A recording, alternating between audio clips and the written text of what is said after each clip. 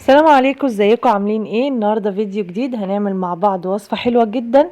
هنعمل طريقة كيك كده، بس هنعملها مختلفة شوية في التزيين، بحيث ان انت تغيري يعني شوية، ما تبقاش عادي يعني كيكة عادية بكريم جانتيه مثلا بأي حاجة. لا، احنا هنعملها بطريقة مختلفة شوية.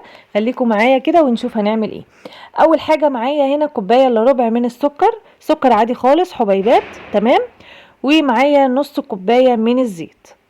تمام كده. هنقلب الاتنين دول كده مع بعض شويه لحد لما السكر يعني يدوب معايا شويه، من غير بقى لا خلاط ولا مضرب ولا اي حاجه، هي بمضرب يدوي كده وخلاص. على كده سهله جدا، مفيش اسهل من كده بصراحه.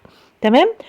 هننزل بقى عليها بالزيت. معايا نص كوبايه من الزيت. انا بحب ان انا برضو ايه ساعات اعمل لكم كده في الكوبايات المعياريه، علشان ايه؟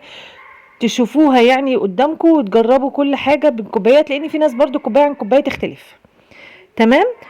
ومعايا كوبايه الا ربع من الحليب.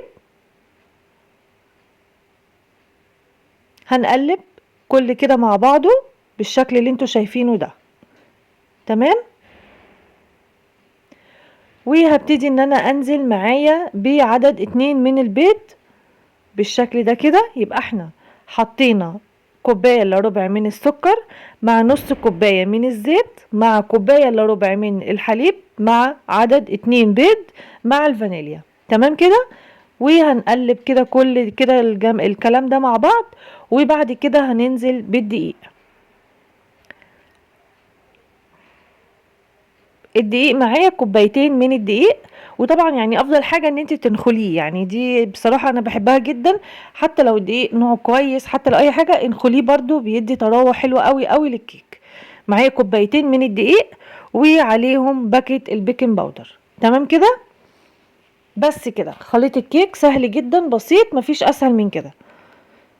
لو انت لسه جديده عندي على القناه، انزلي اشتركي وفعلي الجرس علشان يوصلك كل جديد انا بنزله. هنا انا حطيت كاكاو، لو انت حباها بالشوكولاته حباها ساده براحتك ما تحطيش، لكن انا حطيت معلقتين كده او 3 معالق من الكاكاو الخام. تمام. علشان ايه؟ كنت حباها ان هي تبقى بالشوكولاته يعني. هنقلب بقى كده الكلام ده كده مع بعضه، وهنحطه في الصينيه بتاعتنا. طبعا انتوا عارفين انا بحب ادهن الصينيه سمنه مش زيت. تمام. والفرن عندي يكون طبعا درجة حرارة 180. لو الفرن عندك عالي 180 ديت اللي هي الوسط كويسة يعني. تمام. اهو هنقلب بقى كده. لو في المرحلة دي حسيتي ان الخليط تقيل شوية، اقدري ان انت عادي تتحكمي فيه ان انت تحطي شوية لبن. حسيتي ان هو تقيل قوي، خفيف قصدي، تحطي له دقيق. تمام كده. يعني انت بتتحكمي في الخطوة دي، متقلقيش مش هتبوظ معاكي الكيك ولا اي حاجة. هنقلب بقى زي ما انتوا شايفين كده لحد لما يدينا القوام الكيك اللي انتوا ايه عارفينه، لا تقيل قوي ولا خفيف قوي. بالشكل ده كده اهو جاهز معايا وزي الفل. وعايزه اقول لكم كان هش جدا وطري جدا بصراحه. معايا بقى القالب عادي البايركس ده. تمام. عايزه بقى صينيه، عايزه اي حاجه زي ما انت حابه. هنا انا دهنته سمنه بالشكل ده كده. وابتديت ان انا انزل بقى الخليط بتاعي اهو، وهدخلها الفرن تاخد سواها، وهتطلع معايا زي الفل. تمام كده.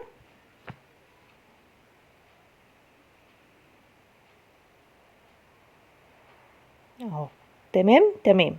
هنيجي بقى نعمل خطوة الكريمة بتاعتنا. معايا كوبايتين من الحليب وكوباية من المية. عايزين تحطوا 3 كوبايات حليب براحتكم، عايزين تحطوا كوباية واحدة من الحليب وكوبايتين مية براحتكم، زي ما انتوا حابين اعملوا. بس هي المقدار معايا 3 كوبايات. تمام كده. معايا انا قلت يعني نوفر شويه، ده شويه ده شويه عادي مش هتفرق يعني. يبقى كوبايتين حليب وكوبايه ميه. تمام. عليهم بقى 3 معالق كبار من الدقيق، وعليهم نص كوبايه من السكر. تمام كده. وعندك اللبن البودر، انا يعني انا بحبه بصراحه، يعني يبقى طعمه حلو جدا جدا لو عملتيه. اللبن البودر حطي معلقتين لبن بودر. تمام كده. يبقى حطينا الحليب بتاعي 3 كوبايات و3 معالق دقيق ونص كوباية سكر ومعلقتين لبن بودر. تمام كده. ومعايا الفانيليا زي ما انتوا شايفين كده، حطيت فانيليا بالشكل ده كده. وحاجه كمان براحتكم بقى، عايزين تضيفوها ضيفوها، مش عايزين براحتكم. لو عندك شوكولاته بيضه ابشري شوكولاته بيضه وحطيها عليها. عايزه اقول لكم بتخلي الخليط بتاعي ده طعمه حكايه، جربيها هتعجبك جدا. بس انا هنا في الوصفه دي ما حطيتش، بس انا قبل كده عملتها حطيت لها شوكولاته بيضه. عايزه اقول لكم كانت طعمها رهيب، ودي برضو طعمها تحفه.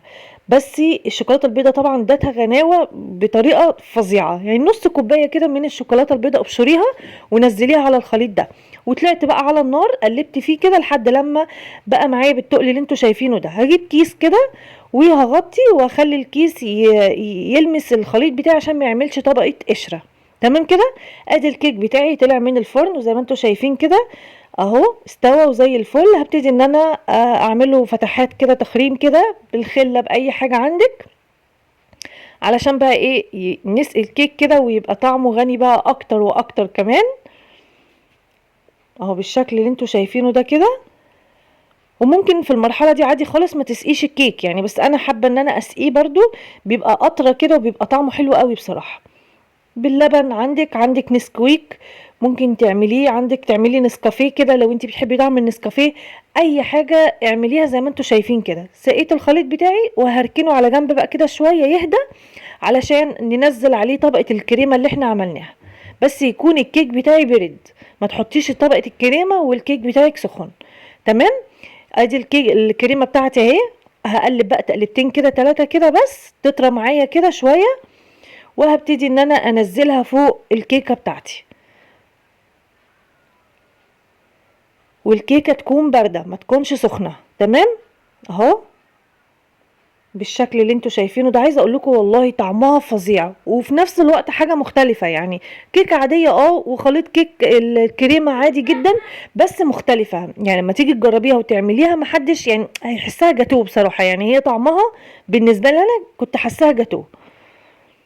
جربيها وان شاء الله هتعجبك جدا، وتزيينها مختلف زي ما انتوا شفتوا كده الصورة، تحس ان في حاجة كده غريبة ايه اللي محطوط ده، مختلفة شوية بس جميلة وطعمها حلو جدا. هنوزع كده الكريمة بتاعتنا ونسويها. تمام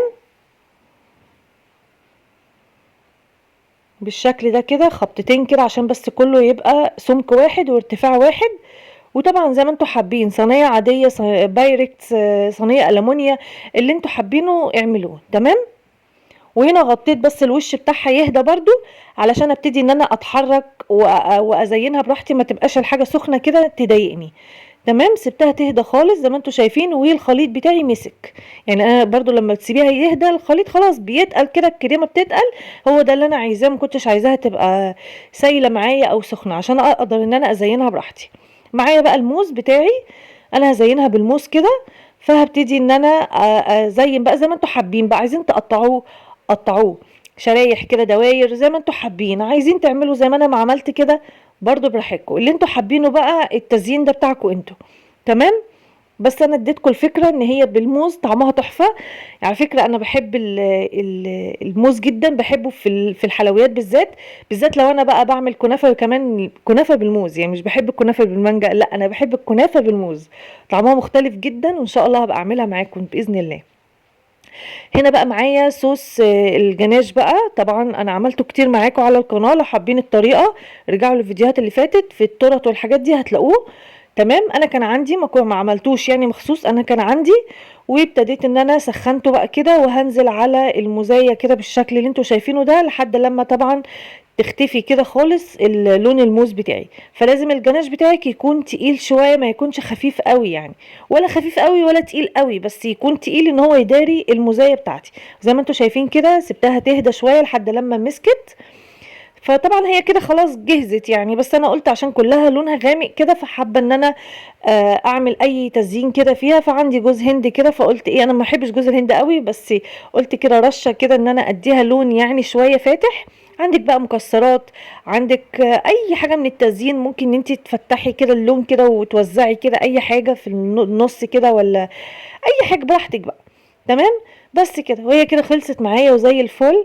هقطعها بقى معاكم وهوريكم شكلها عامل ازاي. عايزه اقول لكم مختلفه جدا، واللي بيشوفها اللي هو ايه دي يعني مش فاهم ايه دي اصلا. يعني انا عيالي لما شافوها اللي هو دخلوا عليا ايه ده، مش عارفين ايه اللي على الوش ده.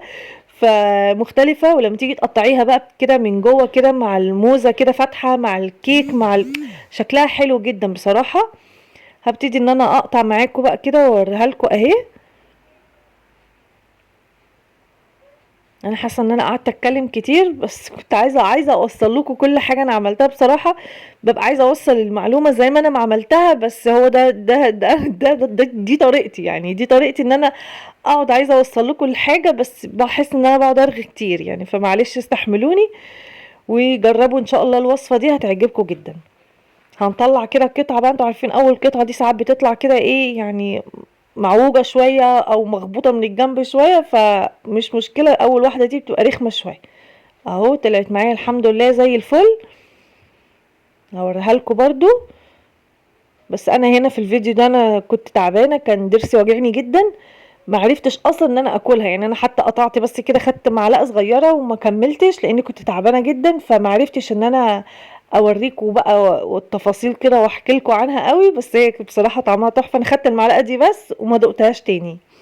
حتى هنا هقطع حتة كمان، بس مش هقدر ان انا اكلها. بصوا بوريكم الكيك طري جدا ما شاء الله، تحفة.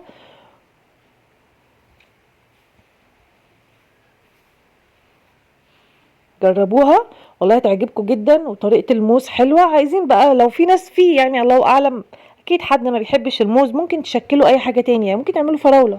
هنا بوريكم من جوه بصوا عاملة ازاي. لا شكلها حلو قوي بصراحة يعني، جميلة جدا. جربوها واستنى تعليقكم واستنى رأيكم عليها. وما تنسوش بقى تعملوا لي لايك، ولو مش مشترك يشترك ويفعل الجرس علشان يوصل له كل جديد. وان شاء الله انزل لكم وصفات جديدة، واقول لكم سلام عليكم.